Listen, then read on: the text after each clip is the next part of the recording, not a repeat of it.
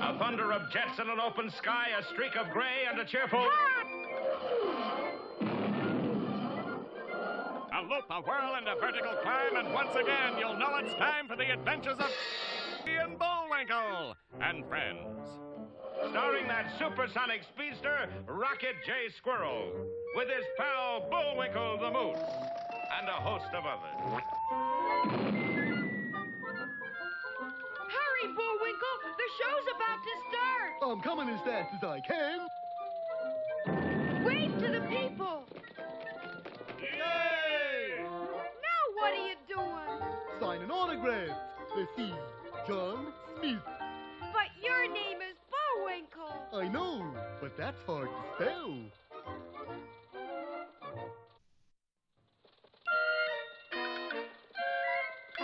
We're gonna have a lot of fun. Come on and join us. Sure, there's always room for one more.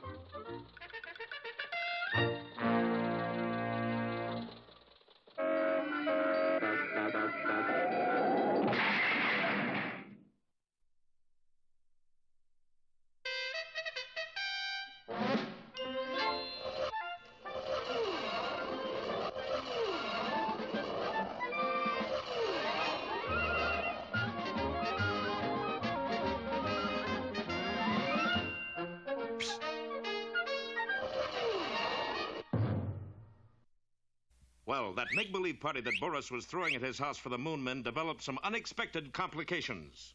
In the first place, after Boris went to all the trouble of mixing up a bucket of Mickey Fins, Bullwinkle gave the wrong toast. Well, here's the crime. And Boris and Natasha had to drink their own sleeping potion. After that, the gathering broke up rather quickly. Party droopers. Then Rocky arrived and convinced Bullwinkle that he ought to return to his own laboratory. But as our friends left the house... You're under arrest by order of the United States government. What for? We have information there are 2 spies here. Spies? Who could that be? Pardon my pointing, but it looks like you 2. Grab 'em. But as the special agent grabbed Gidney, Cloyd leveled his scrooch gun, and the agent was instantly frozen solid. Wait a minute, they're not spies. They're visitors from the moon. The moon? Well, that's a job for State Department. But what about those 2? They look suspicious. Sir, you are speaking of our hosts. Oh, I'm sure they're all right. They're just a little punchy is all. Come on, Bullwinkle, we gotta get back to the lab. But what about up the creek here? We can't just leave him. Oh, he'll be all right. How long did you scrooch him for, Clyde? Only 50 years. 50 years? Kind of a long wait, ain't it? What'll we do? Hey, I got an idea. Listen. And so the next day there was a special ceremony held in the front of the National Security Building to dedicate a statue of Virus T. Updecreek, the first special agent to be scrooched in the line of duty. Very few people knew that the statue was really Updecreek himself, with a coat of white paint to keep him in good condition until he became unscrooched 50 years later. And of course, the real stars of the occasion were the Moon Men. Everybody wanted to look at them. Oh, they're cute. And in the next few days, the whole country went moon mad. Women immediately adopted the Moon Man look. Beauty shops specialized in Moon Man hairdos. Pointed heads were all the rage. Gidney and Cloyd were given the key to the city. Delicious. They even made television commercials. And this is what the Moon Men look like after only 6 weeks at Dick Fanny's. Yeah, we used to look like this. Never have so many been so curious about so few. And pretty soon the pace began to tell on Gidney and Cloyd. They couldn't even eat a meal in peace. Hello, Kirk. Hello, Marilyn. Hello, Governor. Hello, Carrie. Hello, Marlin. Hello, Roger. Hello, Sophia. Hello, Gidney. Hello, Clyde. Oh, this has gone far enough. And so one night, Rocky and Bullwinkle heard a knock on their door. Come in. Why, it's the Moon Men. How do you like it here on Earth so far? It's so wonderful we can't stand it anymore. Look, I've got circles under my circles. And from shaking so many hands, look, sagging fingers. So we've got to leave now. Well, toodaloo. You don't understand. When I say we, I mean all of we. You too. Us? How come? Well, we can't just leave you here to discover the rocket fuel, you know. But I was just now sending out my laundry. Oh, well, I guess they can forward it. Quickly now. And the 2 Moon Men marched our friends to the field where they had hidden their strange spacecraft. Get in. I don't suppose we could pay now and fly later. In. I didn't think so. The door slammed shut, and with an unearthly sound, the spaceship with our heroes aboard zoomed straight up. Its destination, the moon. Don't fail to see our next episode, Hello Out There, or there's no place like space. And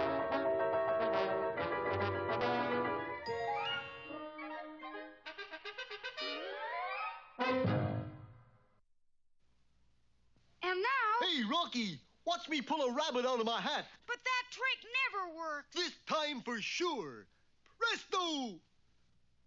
Well, I'm getting close. And now it's time for another special feature.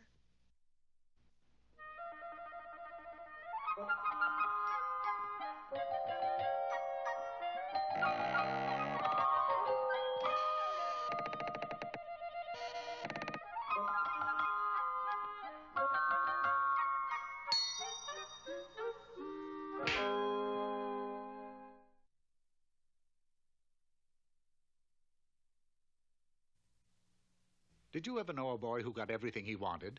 Well, that was Jack. In fact, Jack was given so many toys by his mother that he became spoiled, and his mother became very, very poor. For you see, she used all of her money to buy toys for Jack until she was left with only one worldly possession, a cow. Except Jack, of course. Aside from being very, very poor, they were continually being frightened by loud thums. Thumb! And sometimes fees. Fee! Which would come out of the sky like thunder. This was very noisy, to say the least. But Jack's mother decided first things first and sent Jack to the village to sell the cow so they'd have money enough for food. Jack was very inexperienced in the world of commerce, so what did he do? What any young boy would do. He sold the cow for 6 lima beans. Jack, you've never heard such fumming and feeing since you've been gone. I thought the sky would crash in on our heads. How much did you get for the cow, son? 6 lima beans, Mother. 6 lima beans? Why, Jack, you know I don't like lima beans. But the man said they were magic beans. Off to bed, Jack, not another word. So Jack went to bed without any supper. The next morning, Jack was awakened by a huge beanstalk growing right outside his window. Jack thought to himself, beanstalks this big are for climbing. And so he did.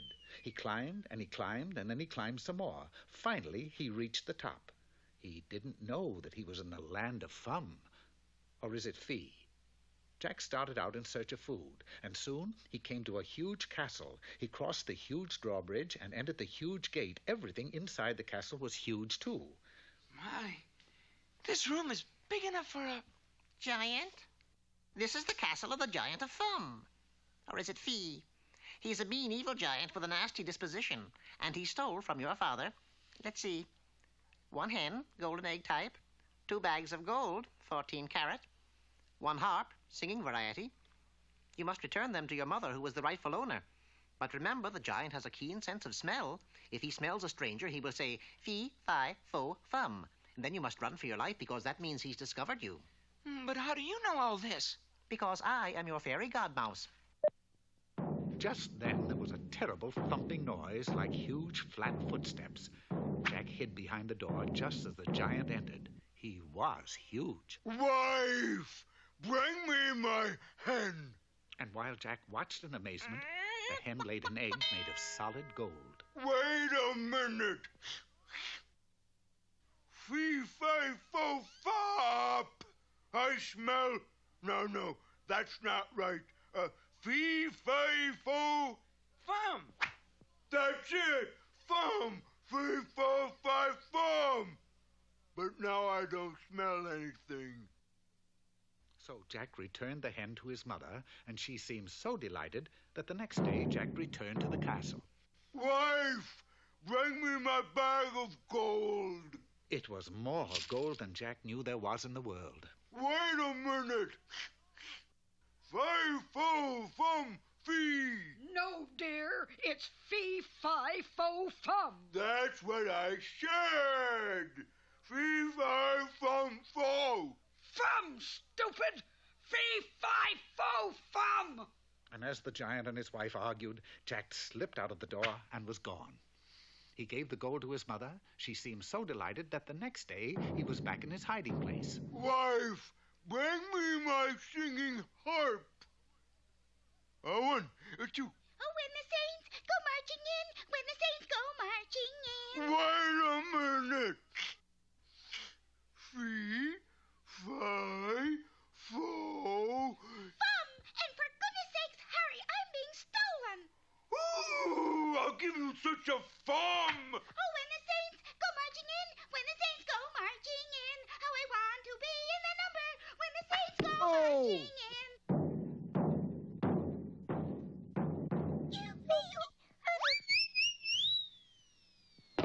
You know, Jack didn't really have to chop down the beanstalk.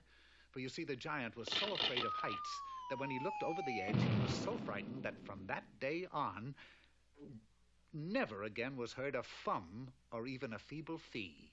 Only Foop. or Tweep. And Jack changed too, for he had learned that there was as much fun in giving as in receiving, and so everybody lived happily ever after. Jack and his mother and the cow. And the fairy godmouse.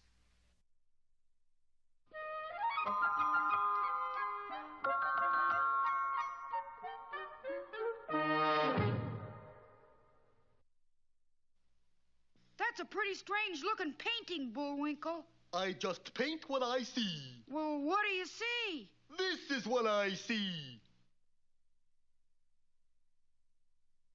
Now here's our own tribute to the arts, Bullwinkle's Corner. Hello there. Today's poem is called My Shadow. Okay, Rock. Thank you. I have a little shadow that goes in and out with me, and what can be the use of him is more than I can see. He stays so close behind me, he's a coward, you can see. I'd think shame to stick to Nursey like... Ooh! All right, wise guy, put him up, put him up! Anytime a dang busted shadow gets flipped with me... Ooh! Okay, you've been asking for it. Ooh. Well, I still got my secret weapon. Okay, Rocky, turn off the light. Oh, fiddle faddle. And now it's time For 5 or 6 baritone solos in the key of E. But Ooh. now for another of our special features. Should have tried E flat.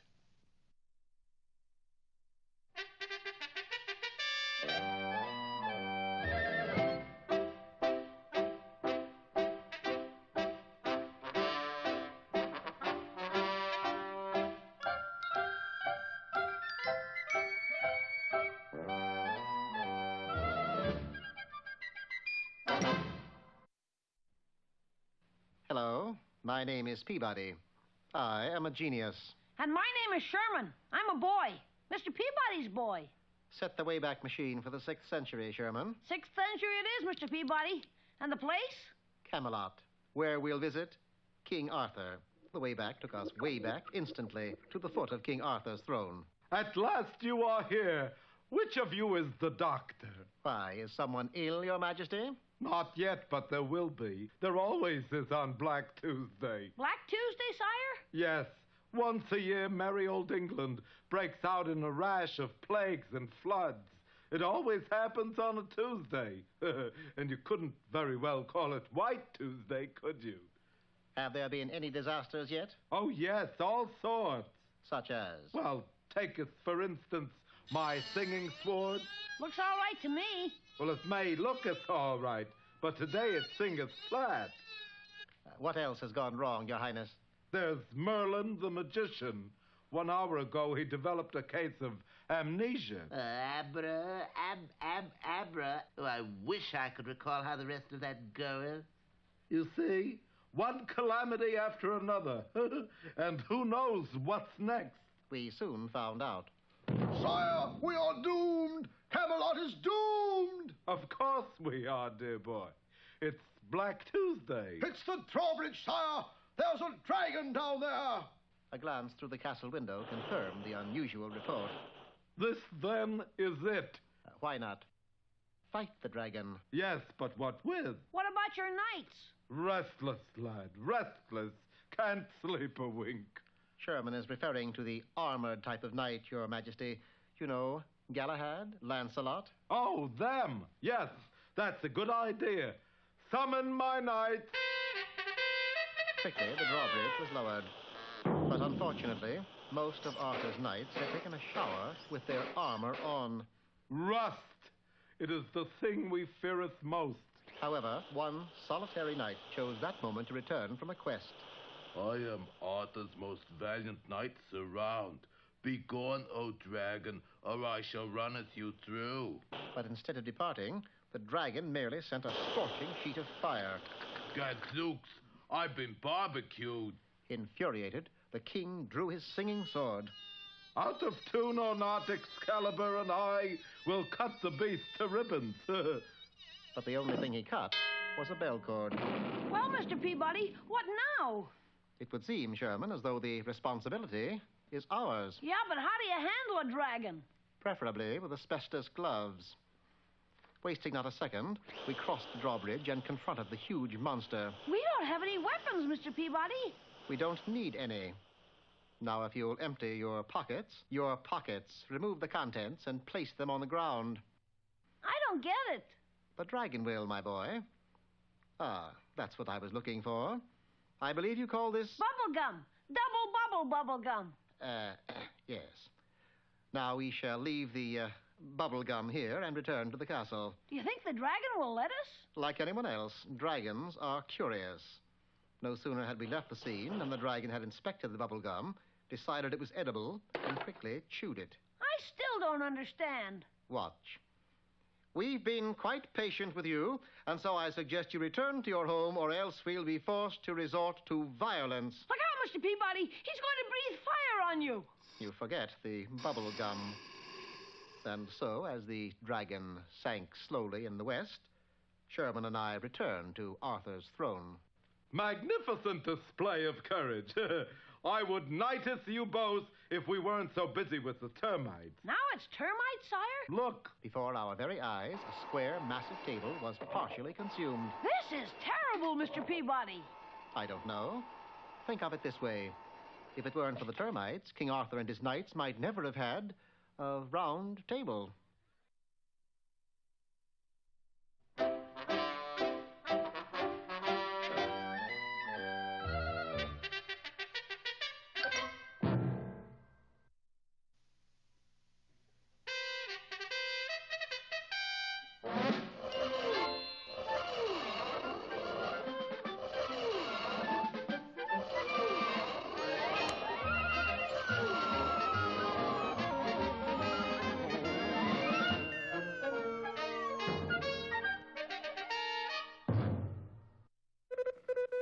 While the two Moon Men, Gidney and Cloyd, were kept busy making personal appearances and signing autographs, Rocky and Bullwinkle were working furiously to rediscover their lost rocket fuel. But time ran out on them when the Moon Men got tired of all their fame and decided to go home. It's so wonderful we can't stand it anymore. To keep our boys from finding the formula, Gidney and Cloyd made them get into their spaceship and took off for the moon, carrying Rocky and Bullwinkle with them. Up and up the strange craft went, and then suddenly... Cloyd, what is it? I don't know. I'll check the fuel indicator. Is it empty? According to this, we owe it 2 gallons. Impossible. Stand by to land. With its fuel gone, the spaceship dropped quickly down. Bullwinkle, are you all right? I guess so. Is this the floor where we get off? It sure is. Come on. One moment. You can't scare us with that anymore. If we can't get to the moon, neither can you. You know they're right, Cloyd. You mean we're stuck here? Looks like. I might as well be Scrooched. Wait a minute.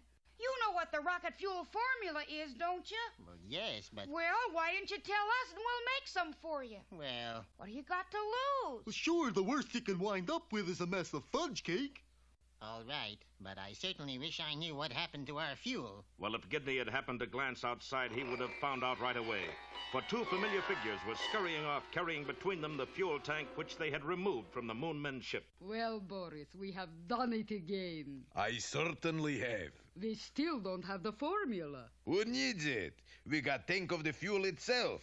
Now let's check timetable to see what time leaves next submarine.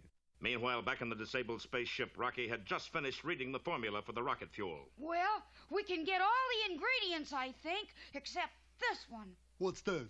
Mooseberry juice. Mooseberry juice. Heck, that's easy. Oh, not as easy as all that. There's only one place in your whole country where it grows. Where's that? Near a little town called Frostbite Falls. Frostbite Falls? You know it? Know it? It's our hometown. Yup, right here in Minnesota. Bullwinkle, that's Florida. Well, if they're going to keep adding states all the time, they can't expect me to keep up. Minnesota's up here. Where's Frostbite Falls? I don't see it. What's the population? 23? Here, better use this microscope. And while Bullwinkle searched for the location of the country's only mooseberry patch, Boris and Natasha were sitting in a rowboat a couple of miles offshore. Keep your eyes open, Natasha. The submarine should be surfacing any minute. But, darling, how can I see in all this fog?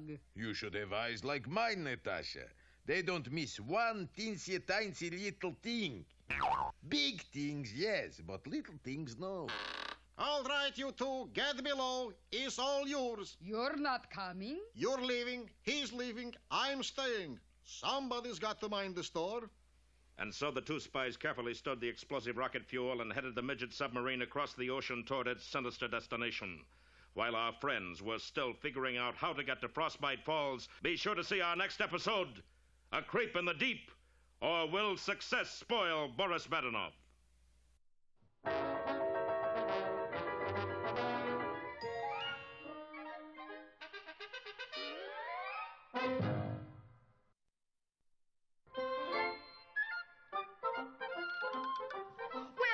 Looks as if our time has just about run out. Just enough left to tell him who the sponsor was.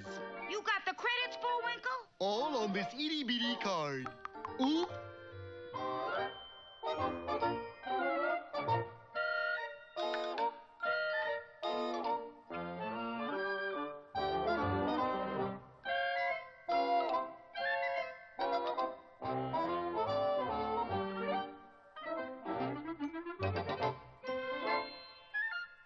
We're late again, Bullwinkle. Right. Bye now. See you next